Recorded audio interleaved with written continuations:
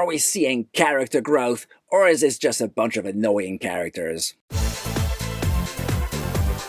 Okay, cards on the table here.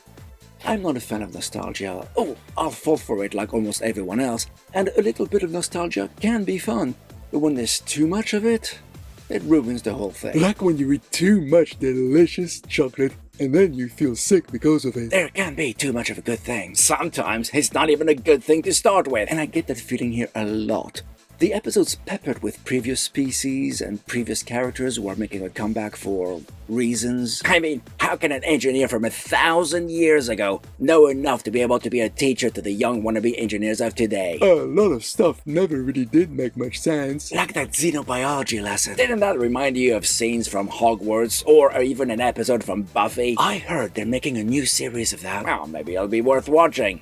But here, that scene and subsequent events due to it were pointless. We were told each cadet had to keep a jar of goo with them at all times, yet the moment one gets spilled on Caleb, the whole concept disappears and no cadet has it with them anymore. No proper resolution, nothing. Well, think of that as a side quest. A pointless side quest. Well, the main focus centered around the Betazord delegation and the hopes Betazed will choose to rejoin the Federation. So, why was the delegation coming to a school rather than discuss the matter with diplomats? So the story would happen. Always the best reason.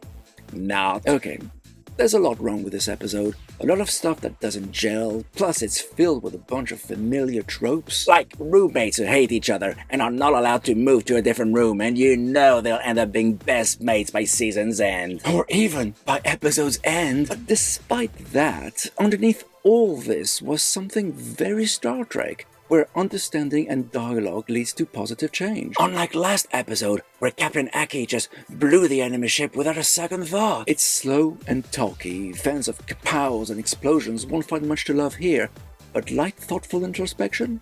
Well, that might keep you going. The drumhead, it is not, mind. Or The Measure of a Man. Or family. Definitely not. I mean, really, you can't compare this episode with some of the best talky episodes from Trek's heyday.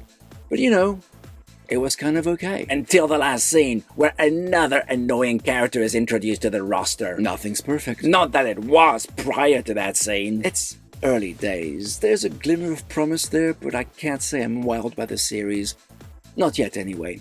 I'm awarding beta test 2 paws. But tell me, what do you think of this episode?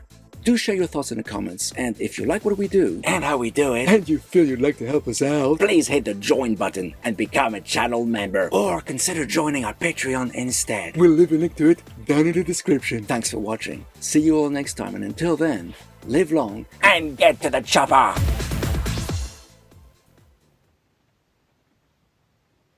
I mean, how can an engineer from 1,000 years ago know enough to be able to be a teacher to the young wannabe...